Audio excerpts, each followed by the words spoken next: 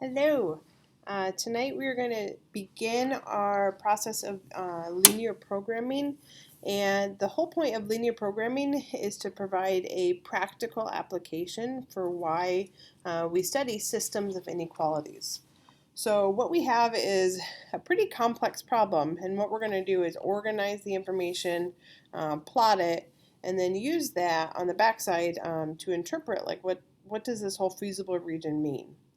So the goal of this question is to maximize profit. And with linear programming questions, it's an optimization problem, meaning that you're trying to optimize something. In this case, we're trying to optimize the profit. We're trying to find when it's the biggest.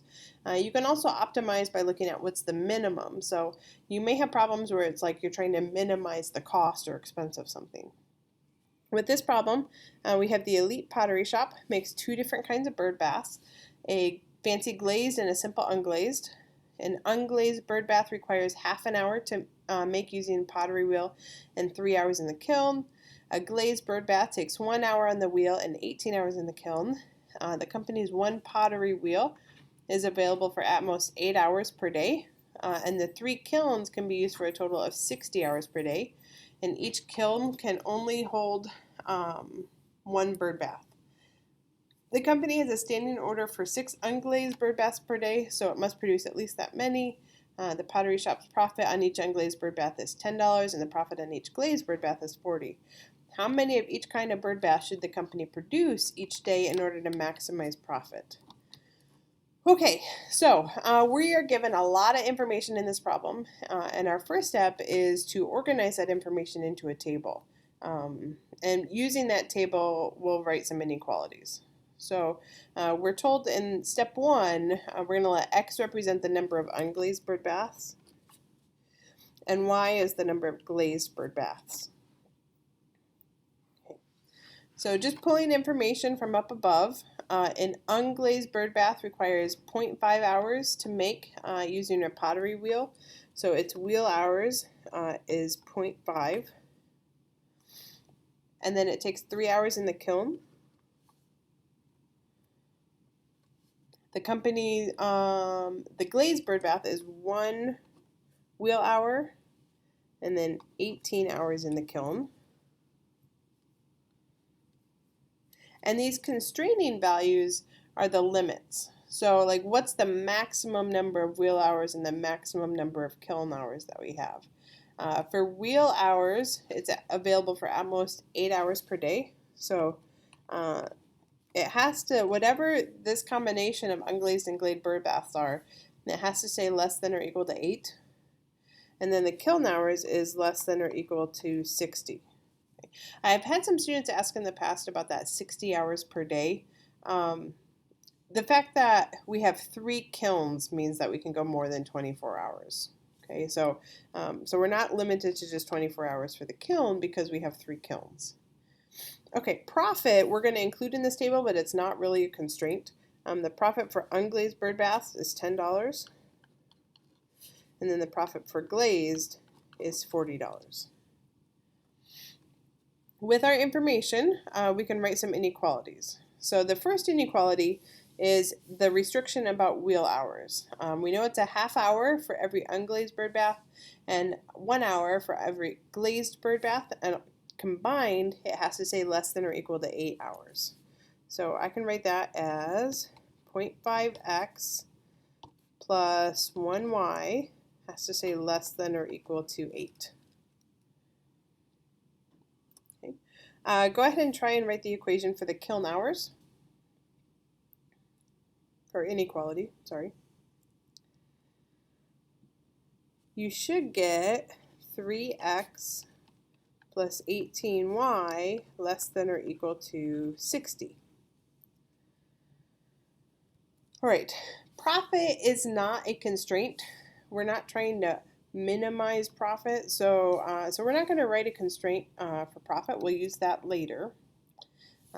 We want to, at this point, go back to our problem and double check that we got all of the restrictions. What are the requirements? Okay, we have kiln hours, we have wheeled hours.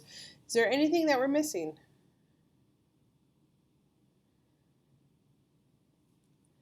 Okay, we have a standing order for 6 unglazed bird baths per day. So X has to stay greater than or equal to 6. Okay, so these are the inequalities that are included from the problem. We have to also include common sense constraints. So common sense constraints are important because it forces us to think about, practicality, that we're not going to be making a negative number of bird baths. So common sense constraints are that we are traditionally going to stay in the quadrant 1, so x is greater than or equal to 0, and y is greater than or equal to 0. Because we have the restriction that x is greater than or equal to 6, technically we don't need the x greater than or equal to 0. But when we say common sense, this is what we're talking about, is that the number of things you're producing have to stay non-negative. Okay, so step 1 is done. We are on to step 2. Step 2 is to graph the feasible region to show the combination of unglazed and glazed bird bath and label the coordinates of the vertices. So we need to graph. So this is a struggle because we don't really have a scale, right? We need to figure out what the scale should be on our graph. The easiest way to do that is to think about if we were to plot these, the standard form at least, we would be plotting that by using the x and y intercepts. And that would tell us where our graph is crossing the x and y axis and would allow us to kind of get a judge of how big that scale should be. So let's start with the first inequality, 0.5x plus 1y less than or equal to 8. We're going to find the x and y intercepts and write them here. So the x-intercept is when y is 0. So we have half of an x equals 8. So the x-intercept would be 16. So 16 comma 0 is the x-intercept. 8 divided by 1/2 is 16. The y-intercept is when x is 0. So we have 1y equals 8. The y-intercept is 8. Okay, let's do the same thing with our next equation. 3x plus 18y less than or equal to 60. The x-intercept is 3x equals 60, so x equals 20. And then the y-intercept is 60 divided by 18, which, let's see, that reduces to 30 over 9, which reduces to 10 over 3, which is 3 1/3. Okay. We also have the inequality x is greater than or equal to 6.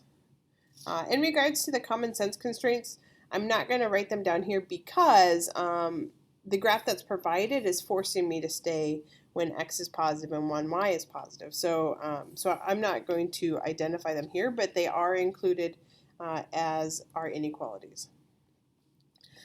Okay, finding our scale. Our x has to at least go out to 20 because we have an x-intercept of 20. So I'm pretty sure I don't have 20 grid lines here.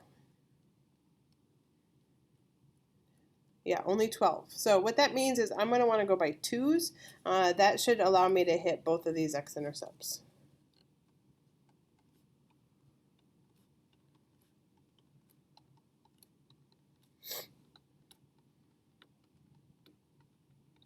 Okay. As far as the y, our y-intercepts are 8 and 3 1/3. And I'm pretty sure I have more than 8. Yep. So what I could do is vertically go by a scale of 1.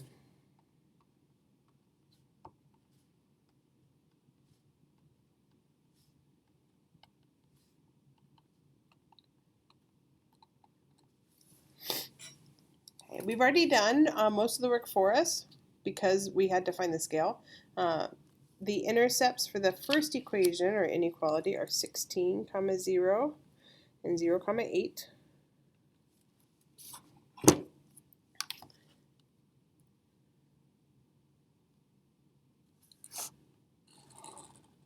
The solid line.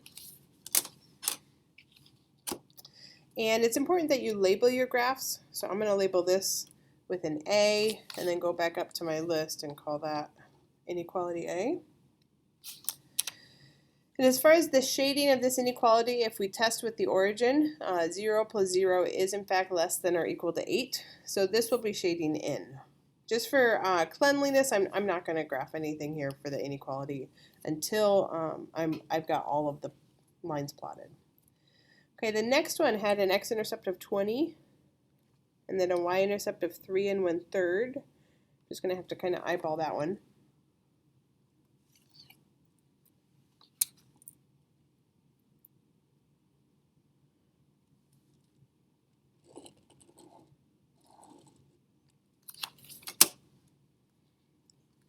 This one is inequality B.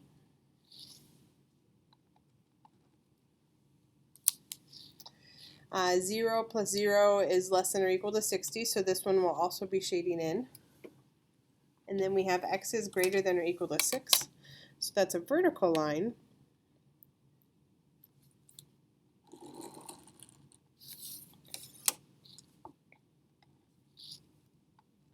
Inequality C. And if x is supposed to say greater than or equal to 6, it's going to be shading to the right. So I'm wondering, where is the region that all three of these inequalities are overlapping? It would be down here, kind of in this quadrilateral shaped region.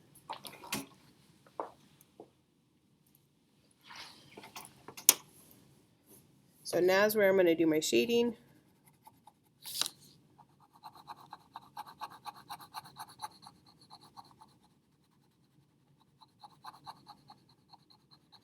Beautiful pink. All right. So we graph the feasible region to show the combination of unglazed and glazed birdbath. So for example, this point falls inside our feasible region.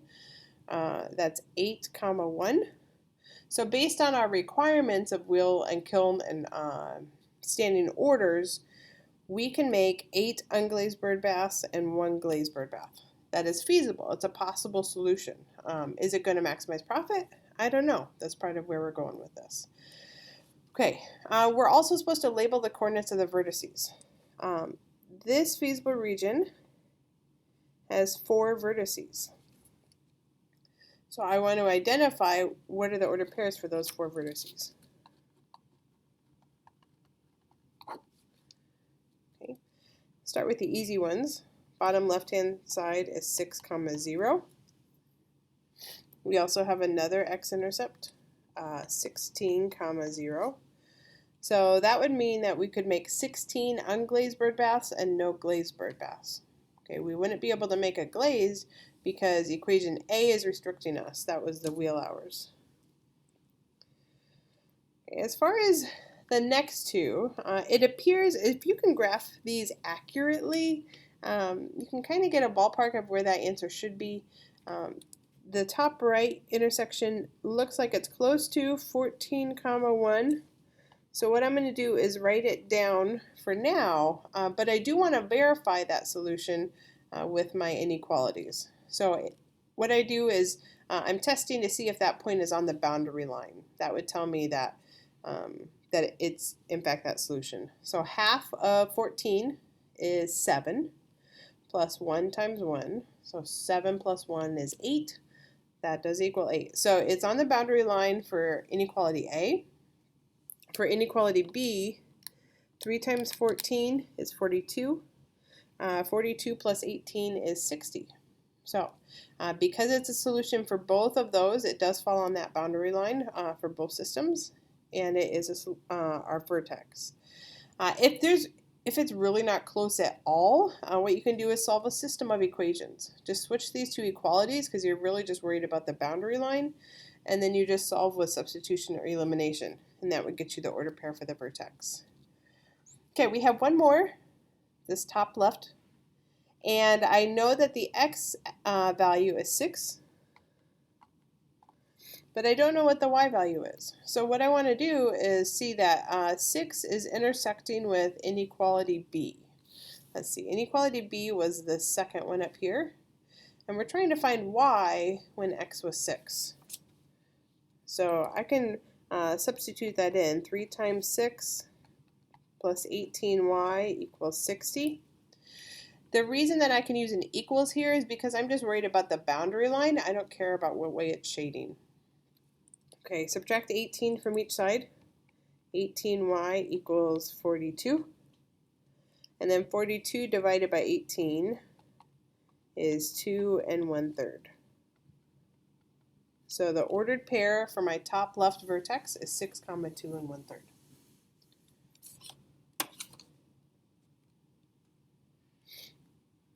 Okay. On the back side is where I'd like you to take over. Your homework for tonight is step 3. And that's it. We'll do steps 4 and 5 tomorrow as a class. So it will only make sense to produce whole number of bird baths. List all the coordinates of integers within the feasible region. There should be 23. So, for example, 6, 0 is a point that's within the feasible region because we're talking about inclusive boundary lines. 7, 0, that's another solution. 8, 0, that's another solution. So you'll have all of the ordered pairs that are inside here. 8, 1, there's another one. There should be 23 ordered pairs within this region. What I want you to do for the rest of tonight is to list them out right here. And that's where we're going to pick up tomorrow. Thank you.